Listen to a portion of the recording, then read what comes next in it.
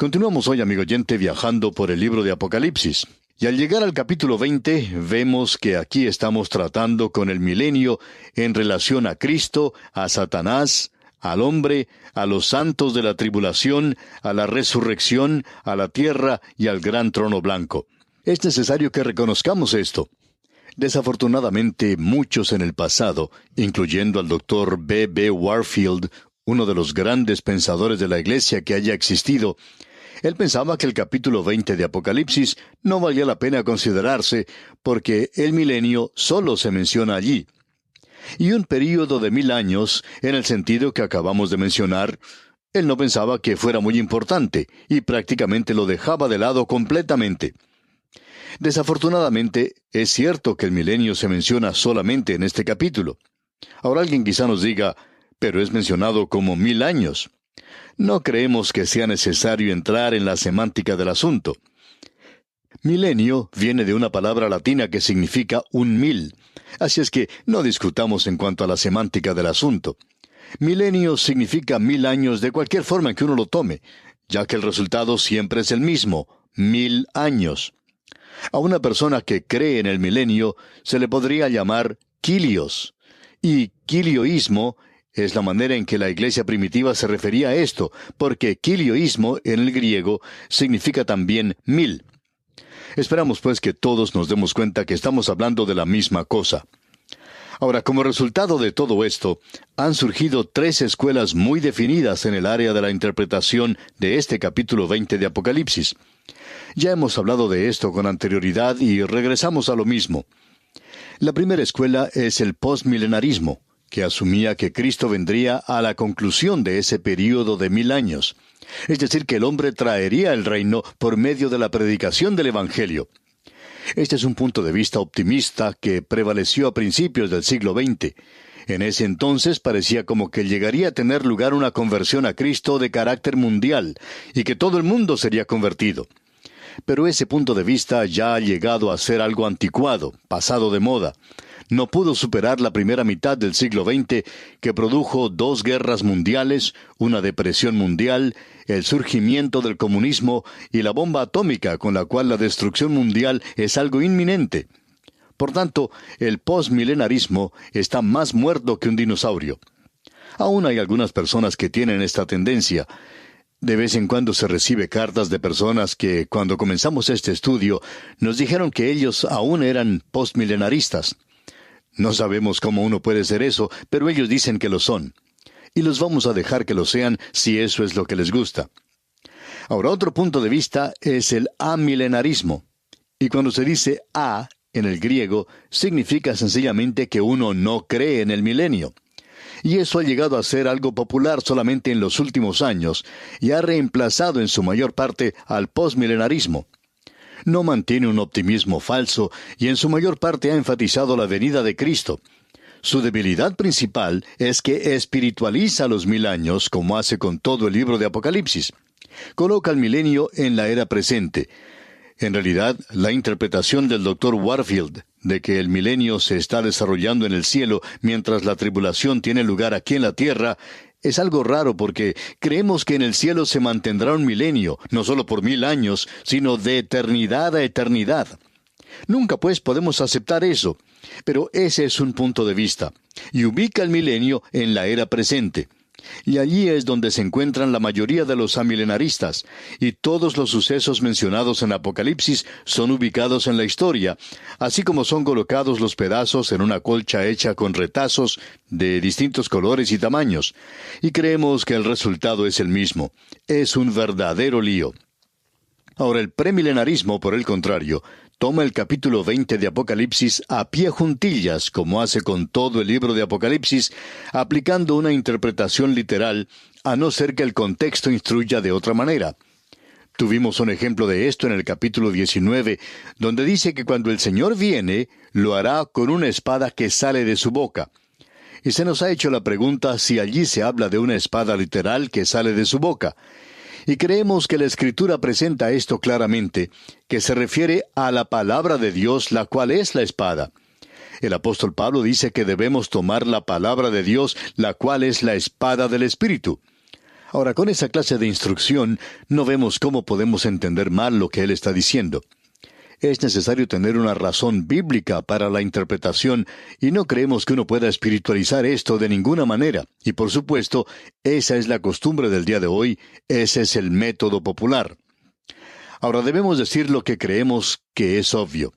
Somos premilenaristas y también que somos pretribulacionistas. La razón que tenemos para decir esto es que eso es lo que enseña el apóstol Juan aquí. Si usted no está de acuerdo con nosotros, todavía podemos continuar siendo amigos. Y si a usted le gusta estar equivocado, pues es cosa suya y no nuestra. No nos enojemos entonces ni perdamos tiempo en discusiones. Es suficiente con establecer nuestra posición. Bien, permítanos compartir algo que escribió el autor de estos estudios bíblicos, el Dr. J. Vernon McGee, hace tiempo, y que opinamos es muy importante. En primer lugar, decía que no puede haber un milenio hasta cuando Satanás se ha quitado de la escena terrenal, y creemos que eso es obvio. Uno no puede tener un estado ideal si Satanás anda suelto. En segundo lugar, la maldición del pecado debe ser quitada de la tierra física antes de que pueda establecerse el milenio. El desierto florecerá como una rosa. A nadie le gusta vivir en el desierto en el presente porque no está floreciendo como una rosa. En tercer lugar, la resurrección de los santos del Antiguo Testamento tiene que tener lugar al principio de los 1000 años. Daniel presentó esto de una manera muy clara ya en el capítulo 12 de su libro. Tiene lugar después de la tribulación. Amigo oyente, ellos no son resucitados antes de la gran tribulación. Ellos tendrían que estar por allí esperando el milenio. Así es que no hay necesidad para que ellos hagan eso, y el Señor no los va a resucitar hasta que concluya el período de la gran tribulación. Allá en ese capítulo 12 de Daniel, versículos 1 y 2 leemos: «En aquel tiempo se levantará Miguel, el gran príncipe que está de parte de los hijos de tu pueblo, y será tiempo de angustia, cual nunca fue desde que hubo gente hasta entonces. Pero en aquel tiempo será libertado tu pueblo, todos los que se hallen escritos en el libro. Y muchos de los que duermen en el polvo de la tierra serán despertados, unos para vida eterna, y otros para vergüenza y confusión perpetua». Ahora aquí estamos hablando de Israel. Así es que tenemos aquí el período de la gran tribulación y la resurrección de los santos del Antiguo Testamento. También tenemos la resurrección de los santos de la tribulación. Ya veremos esto más adelante. En realidad, solo es Cristo quien puede hacer resucitar a los muertos, así es que Él debe venir para este propósito. En cuarto lugar, los santos de la tribulación están incluidos en la resurrección de los santos del Antiguo Testamento. Ya llegaremos a ver esto también. Y ellos reinan con Cristo durante el milenio. Finalmente, el milenio es la prueba final del hombre bajo condiciones ideales. Y esta es la respuesta a aquellos que dicen que no hay nada malo en el hombre, que las circunstancias y las condiciones no puedan cambiar.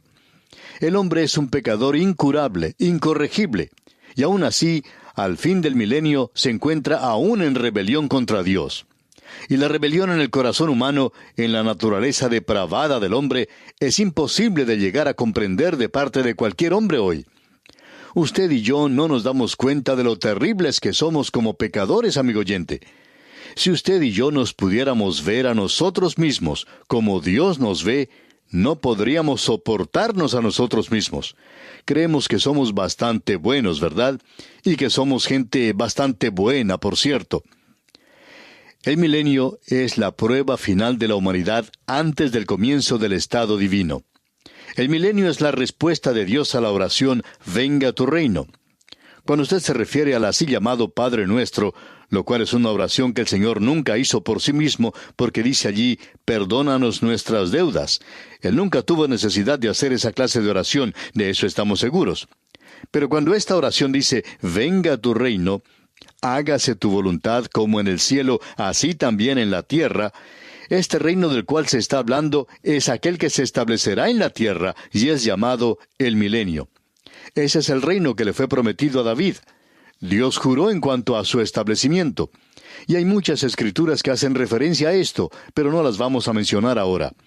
Este es pues el reino que fue profetizado en los Salmos y en los libros de los profetas. Todos los profetas hablaron de este reino, y ninguno de ellos dejó de hacerlo, tanto los profetas mayores como los menores. Estas son unas pocas de las muchas escrituras que podríamos presentar. En realidad, el reino teocrático era el tema de todos los profetas del Antiguo Testamento. Este es el reino teocrático que viene sobre esta tierra. Bien, veamos ahora qué es lo que nos dice este texto del capítulo 20 de Apocalipsis, y vamos a leer los primeros 3 versículos. Vi a un ángel que descendía del cielo con la llave del abismo y una gran cadena en la mano. Y prendió al dragón, la serpiente antigua, que es el diablo y Satanás, y lo ató por 1000 años, y lo arrojó al abismo y lo encerró, y puso su sello sobre él, para que no engañase más a las naciones hasta que fuesen cumplidos 1000 años. Y después de esto debe ser desatado por un poco de tiempo. Usted habrá notado que aquí se menciona 2 veces la expresión 1000 años en estos 3 primeros versículos. Se menciona 6 veces en este capítulo 20. Y hay quienes les gusta decir, bueno, después de todo, el milenio solo se menciona en un capítulo. Sí, pero Dios lo menciona 6 veces. ¿Cuántas veces tiene que mencionarlo Él para que sea cierto? Él lo menciona aquí más de lo que menciona algunas de las otras cosas que la gente enfatiza y piensan que son de importancia porque se mencionan 1 o 2 veces en las Escrituras. Y aquí tenemos esta expresión mencionada 6 veces. Así es como se menciona los 1000 años, y siempre en esta relación. Aquí lo tenemos en relación al diablo y Satanás, y esperamos que no nos entienda mal, amigo oyente, en cuanto a quién es Él. Él es arrojado al abismo, y de esto ya hablamos anteriormente. Ahora hay algunos expositores bíblicos que separan esta sección del milenio, es decir, que lo están clasificando como la escena final del día de la ira. Este punto de vista le quita impacto a la aguda distinción que existirá en la tierra cuando sea quitado Satanás, la diferencia que esto hará. Él se encuentra encarcelado y ausente de la tierra, y eso cambia las condiciones de las tinieblas a la luz. Él es el Dios de esta edad, el príncipe de la potestad del aire, y su poder e influencia en el mundo es enorme. Es más allá de lo que puedan analizar las grandes computadoras. Su salida, pues, abre el camino al milenio. Si Él está suelto, entonces no puede haber un milenio. Así es que, amigo oyente, si nosotros vemos el milenio con relación a Satanás, Él tiene que ser quitado de la escena terrenal. Los hombres hablan hoy de traer paz a la tierra y en cuanto a producir prosperidad y cosas por el estilo. Y esto finalmente será encabezado por el anticristo, y él no será capaz de lograr esto, aunque por un corto período de tiempo parezca que lo va a hacer. Pero amigo oyente, mientras Satanás esté suelto en el mundo, uno no puede tener una utopía. No se puede tener aquí una situación ideal con Satanás suelto. Aquí es reducido el poder de Satanás, ya que un ángel ordinario, común, se convierte en su carcelero y lo lleva cautivo. Ahora notemos que él es colocado en el abismo. Este no es el lago de fuego, esto lo veremos más adelante. Después de esto, él debe ser liberado por un corto tiempo. Aquí es donde tenemos un problema, y un verdadero problema. ¿Por qué es liberado después que Dios le ha encadenado y arrojado al abismo? Bueno, el doctor Lewis Perry Chafer ha dado una respuesta cuando se le preguntó por qué Dios había soltado a Satanás después de haberle tenido cautivo. Y su respuesta creemos que tiene mucho significado. Él dijo, si usted me dice a mí, ¿por qué Dios le dejó libre en el primer lugar? Entonces yo le diré por qué Dios le dejó libre en el segundo lugar. Bueno, esa es la respuesta. ¿Por qué le dejó Dios libre? Bueno, Dios tiene un propósito detrás de todo esto, y ese es el gran problema del mal. ¿Por qué lo ha permitido Dios? Nosotros creemos que Dios está obrando un programa tremendo, y que este es el misterio de Dios que aún tiene que ser revelado a nosotros, y nos será revelado algún día. Todo lo que Él nos pide a usted y a mí es que andemos por fe. Confíe en Dios, confíe hoy que Él está obrando correctamente. El autor de estos estudios bíblicos, el Dr. J. Vernon McGee, contaba lo siguiente. Decía él, recordaba que mi papá me llevó en un viaje en un carro tirado por un caballo cuando yo era pequeño. De pronto se desató una tormenta y yo tenía mucho miedo. Soplaba el viento y era una verdadera tormenta y nos estábamos mojando. Y decía el Dr. McGee, nunca me olvidaré de que mi papá puso su brazo alrededor mío y me dijo, hijo, puedes confiar en mí. Y así lo hice. Me acerqué a mi papá, decía él, y confié en él. Y salimos de esa tormenta. Ahora, decía él, mi padre terrenal se ha ido. Murió cuando yo tenía solo 14 años. Y no he tenido un Padre terrenal por mucho tiempo, pero he tenido un Padre celestial por muchos años. Y así es que, a través de las tormentas de esta vida y con todos los problemas que se han presentado, he tenido en quién confiar. Pero amigo oyente, no tenemos la respuesta para darle a usted en cuanto a esto, aunque nos gustaría tenerla. Hace tiempo se publicó un libro que trataba del problema del mal, y cuando uno termina la lectura de este libro, aún existe el problema del mal. Ese libro no lo soluciona. Y el autor de este libro utilizó unas 200 páginas para decir lo que nosotros vamos a decir en una sola frase. No sabemos la respuesta al problema del mal. Y él tampoco la sabía, pero tendremos la respuesta algún día si andamos por fe. Ahora, Dios encarceló a Satanás por 1000 años. No hubiera podido tener un milenio sin haber hecho eso. Y luego tenemos aquí que los santos de la tribulación reinan con Cristo por 1000 años. El versículo 4 de este capítulo 20 de Apocalipsis nos dice: «Y vi tronos, y se sentaron sobre ellos los que recibieron facultad de juzgar, y vi las almas de los decapitados por causa del testimonio de Jesús y por la palabra de Dios, los que no habían adorado a la bestia ni a su imagen, y que no recibieron la marca en sus frentes ni en sus manos, y vivieron y reinaron con Cristo 1000 años». Estos santos de la tribulación fueron resucitados. Los santos de la tribulación hacen un cambio muy interesante, 3 años y medio por 1000 años. Y nosotros diríamos que están haciendo algo muy bueno, porque esos 3 años y medio fueron algo realmente terrible. Ahora, el versículo 5 de este capítulo 20 de Apocalipsis nos dice: «Pero los otros muertos no volvieron a vivir hasta que se cumplieron 1000 años. Esta es la primera resurrección».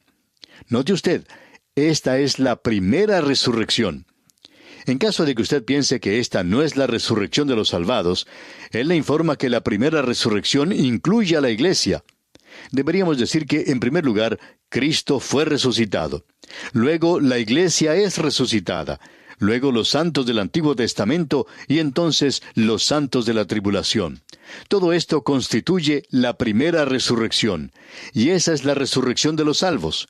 Y la resurrección de los perdidos es una resurrección completamente separada. Ya veremos esto cuando nos toque estudiarlo. Nuevamente queremos decir que es una idea un tanto ingenua el pensar que de una forma u otra el mundo va a llegar a su fin, que Cristo vendrá y es algo sencillo. Los muertos son resucitados y Él coloca a los buenos de un lado y los malos del otro, y entonces entrarán a la eternidad y eso es todo. Amigo oyente, Dios tiene un programa. Él sigue un programa ya establecido. Él lo ha hecho ya en el pasado y actúa de manera inteligente. Bien, amigo oyente, vamos a detenernos aquí por hoy. Vamos a tener que esperar, Dios mediante, hasta nuestro próximo programa para entrar en esto, y vemos que estamos en una sección de las Escrituras muy importante. Que Dios le bendiga es nuestra más ferviente oración.